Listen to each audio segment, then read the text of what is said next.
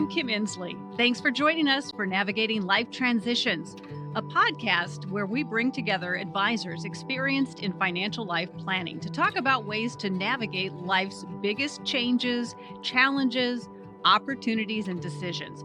From growing a family to empty nesting, from earning job promotions to planning for retirement, we discuss these pivotal moments that could benefit from the guidance a financial advisory team can provide. And today, we are talking about how to handle an unexpected job search and exploring how it can serve as a catalyst for a dynamic new chapter in your professional journey. From preparing financially, what to consider once it has happened, and the questions to ask yourself during a self-exploratory period of your life. There are many facets to uncover. We'll delve into the practical steps you can take to ensure financial stability during this transition, as well as the emotional and strategic considerations to help you navigate this period of uncertainty with confidence and clarity. So joining me is Elise Huston, an advisor at JNBA, and Nick Scheibel, an advisor with JNBA. And they serve clients in Minnesota, Florida, and throughout the United States. JNBA has helped people prepare and navigate this transition, which is quite the transition. I think many of us have been there. So we're going to jump right in. So Elise, a holistic approach to life planning, especially regarding careers, super crucial, right? It is. Your career can bring you a lot of things, kind of off the bat, oftentimes financial security, the income you receive, benefits, all those things. It also can give you the ability to save for future. What is that ideal future? What are those long-term goals? Oftentimes retirement, right, is one of those. So it may give you the ability to save for those things as well. But it also can give you a sense of purpose. I think that for a lot of people, their career hopefully is something that brings you a lot of fulfillment as well. And when faced with an unexpected job search, be it maybe you were laid off, maybe you were let go, that may cause you to call into question some of those things. Maybe it makes you question your own financial security again, maybe your own identity. Without that career, without that job, who am I? That was a lot of where I got my fulfillment and purpose. But it's also an opportunity to reassess your career trajectory and ensure that it aligns with those long-term goals and the values and what's most important to you. So not only would it involve considering, salary and benefits that a future position might provide to you, but maybe also a time where you get to reflect on work-life balance, general job satisfaction. Are you actually enjoying the work that you're doing at this stage in your career? And then maybe there's also some personal development or growth opportunities. There's things that you've always found interesting that you've always wondered, I wonder if I would be good at that, or if I had time, maybe I'd do more of that. Maybe this provides an opportunity to pause, reflect, and explore those a little further. Yeah. And I love the way you've reframed that, because so many times people feel the victim, during a layoff, or if you get let go for whatever reason, it's easy to feel like a victim. And this gives you the power, to take that back. And also points out to critical to always start saving early. So, Nick, when someone finds themselves doing the job search that they did not expect at that particular moment, what are some key things they need to consider? Yeah, I think the first thing is really to just evaluate their current financial situation. Hopefully you've been prepared for the possibility that this could happen. So ideally you have some kind of cash reserve, or what we would call an emergency fund, and take a look at what your expenses are, what kind of severance you received, if any. If you don't have a severance, maybe look into, are there unemployment benefits that are available to you, and try to figure out a budget just to get you through the next first 3-4 months. It's important just to make sure, first of all, that things are covered, that your mortgage payment gets paid, that you're on, a good footing financially. Beyond that, you might need to evaluate if you do need to sell some assets. Potentially you need to borrow some money, whether it's something like a home equity loan or another type of loan, or maybe even you do need to reduce expenses in the short term just to get through that kind of first window of, lack of income. Once you've established that, then, as Elise said, it's kind of the time to sit back and reflect. What do you really want to be doing? For a lot of people, we see these layoffs kind of come to mid to late career, where they've reached a level, they're in a fairly senior position. It might be a management position, and due to a restructuring or reorganization, or kind of the economic landscape, their organization has decided just to part ways with them. It's not always, it's rarely because they were bad at their job, right? But it is often the case that it's an opportunity to think and say, is this really what I want to be doing going forward? And so that's where it's important to evaluate, not just what do you need for the next few months, but what do you need for the rest of your working years? Can you take this step and maybe pivot in your career? And I don't want to ignore, the Gen Zers who get laid off and they're just trying to pay rent. So to them to say, have an emergency fund, they're like, what emergency fund? That is one end of the spectrum. But you mentioned the mid-career professionals, and replacing those jobs super hard. It is. And you must deal with people like that all the time. Absolutely. And, for some people, it is an opportunity to maybe further their education. If they have saved up a decent amount where they can survive a few months without an income, perhaps there is a severance that's fairly generous, or some employer stock options, or something that got accelerated that would give them the opportunity, even in that kind of mid to late career, to further their education and potentially pivot into something else. But that can be really challenging, right? I mean, you've advanced. For most people, every step in their career is an advancement. And even if you're willing and able to take a step back, sort of from a responsibility or professional point of view, that can be really hard. There's always sort of the dreaded, oh, we think you're overqualified for this, right? And that's not really fair, but it's a reality. And it's something we have to deal with when you've gotten to that point in your career. Your options may be somewhat limited by your experience. And sometimes that re-education or new training or just a complete career pivot is more likely than just I'd like the same work, but just less responsibility, right? That's actually very hard for people to do. Yeah. You might you might get a great job offer, but it's not where you were financially before. Exactly. Yeah. Elise, to follow up on Nick's point about changing careers, how can people figure out if they want to stay in their current field or, as Nick mentioned, pursue the big career change? Yeah. So I think, again, during that self-reflection time, if that is one of the things that comes up, is I really do want to explore something different. Really, it's going to be first and foremost evaluating the skills and experience that you have, and then how those align with these new passions or interests that you maybe want to focus on or explore in this next phase of your career.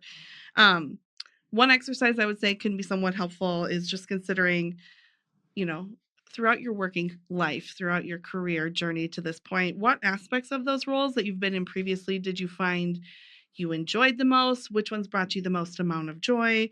Again, that fulfillment. Where did you feel like you really shined? There was that really great synergy between the work I'm doing and what matters most to me. What was that moment?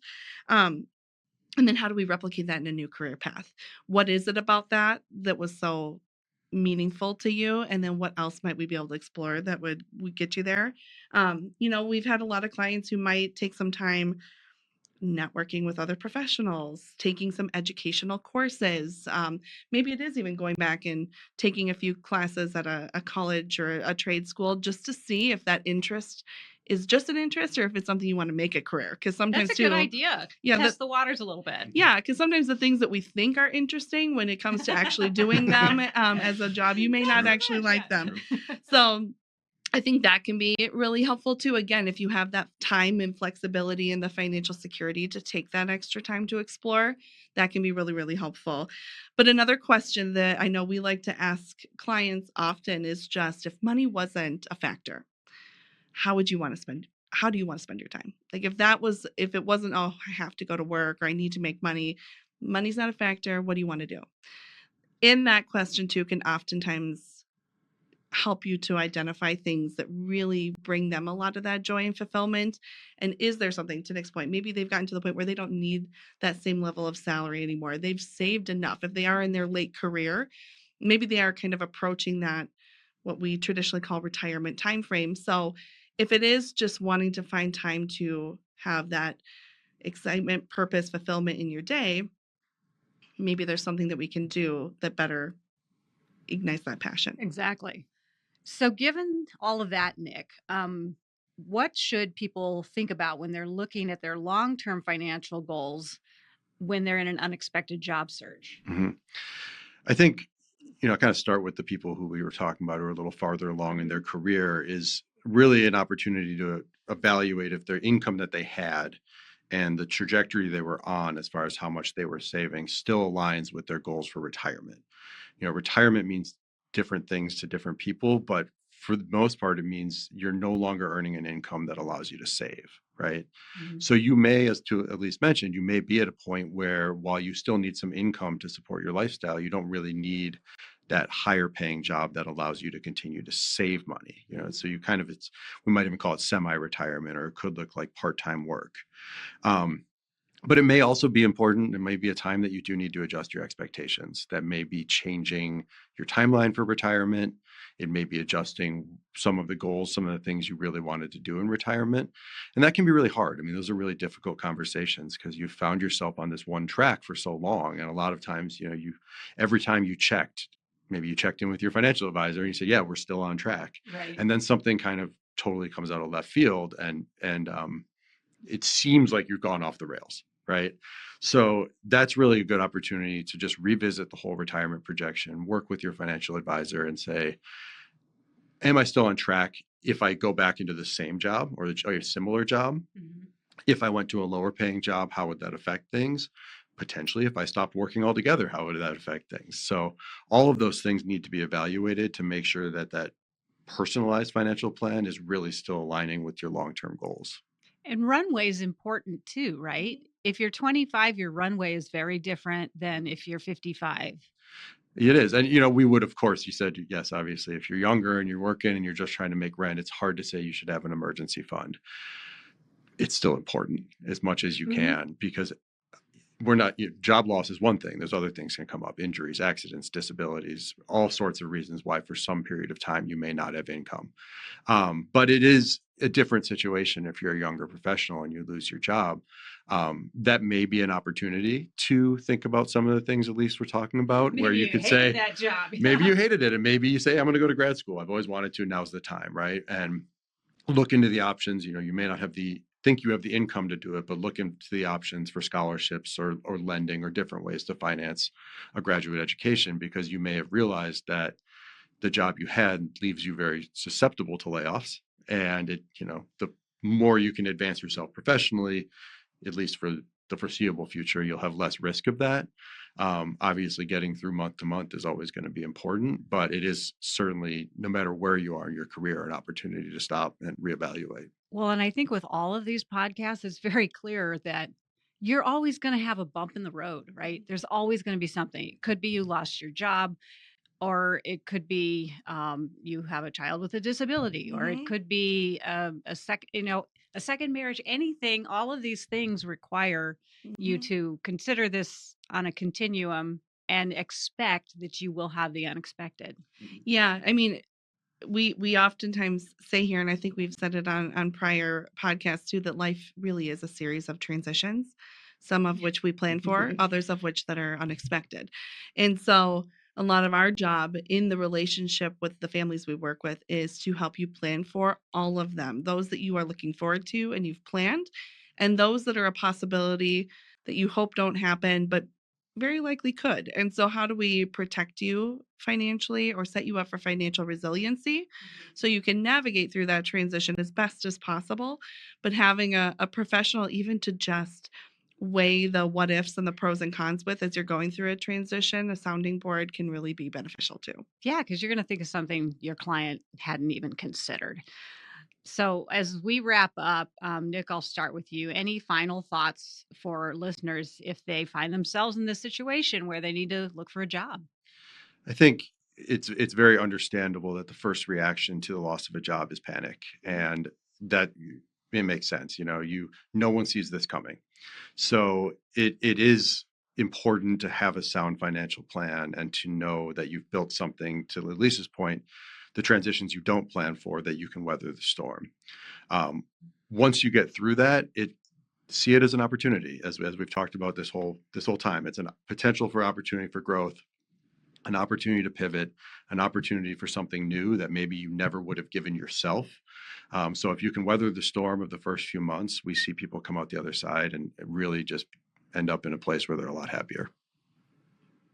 Yeah, and that's where I think leveraging the professionals in your life, but leveraging your network in your community. a job change, unexpected or purposeful. All of us have been through them. I mean, we all have those individuals in our life who have been a lifetime worker at the same company, and they've dedicated their entire career to one company. But it's not as common anymore. Oftentimes people have been through job change, whether they wanted to or not. Right. So I'm sure they have some great insights, key learnings, but also just that community in transition, reminding yourself that you're not alone and that there are resources and that you will get through this can be really powerful as well. So whether that's your professionals helping remind you that you're going to be okay, your community, your networks reminding you you're going to be okay, and then helping you to think about the path forward and how do we turn this into an opportunity is kind of the important piece. Yeah, your team, assemble a team. And I'm glad you said the word network, because I am a huge believer in networking. Mm-hmm. It really works. It does. And you need to do it when you don't think you need to do it. Absolutely. Yes, Absolutely. exactly. Agreed. Well, thank you very much, Nick and Elise. It's always a pleasure. And we hope that all of you will listen to our other Navigating Life Transitions podcasts. You can get a full list of available episodes online at jnba.com. Click on the Insights tab, and that's where you'll find the podcast page. And you can always help yourself to the many free resources on JNBA's website, jnba.com. And if you have any questions about navigating an unexpected job change or any other difficult conversations going on in your financial life, or you want to learn more about how JNBA can help you with your financial life goals, you can always call them at 952-844-0995. Or you can use the contact form on jnba.com, where you can schedule a complimentary, no obligation call with their experienced multi-generational team. Thanks again for listening. I'm Kim Insley, and I look forward to navigating more life transitions with you on our next podcast. Past performance may not be indicative of future results. Different types of investments involve varying degrees of risk. Therefore, it should not be assumed that future performance of any specific investment or investment strategy, including the investments and/or investment strategies recommended and/or undertaken by JNBA Financial Advisors, LLC, henceforth JNBA, or any non-investment related content will be profitable, equal any corresponding indicated historical performance levels, be suitable for your portfolio or individual situation, or prove successful. JNBA is neither a law firm nor a certified public accounting firm, and no portion of its services should be construed as legal or accounting advice. JNBA is not an insurance agent, and no portion of the above should be construed as insurance advice. All insurance issues should be addressed with the insurance professional of your choosing. Moreover, you should not assume that any discussion or information contained in this podcast serves as a receipt of or as a substitute for personalized investment advice from JNBA. A copy of our current written disclosure brochure discussing our advisory services and fees is available upon request or at jnba.com. The scope of services to be provided depends upon the needs and the requests of the client and the terms of the engagement. Please remember, if you are a JNBA client, please contact JNBA in writing if there are any changes in your personal, financial situation, or investment objectives for the purpose of reviewing, evaluating, and revising our previous recommendations and/or services, or if you would like to impose, add, or to modify any reasonable restrictions to our investment advisory services. Unless and until you notify us in writing to the contrary, we shall continue to provide services as we do currently. Please note, all services provided by Kim Insley are separate and independent of JNBA Financial Advisors. For complete disclosure information, please visit jnba.com/disclosure.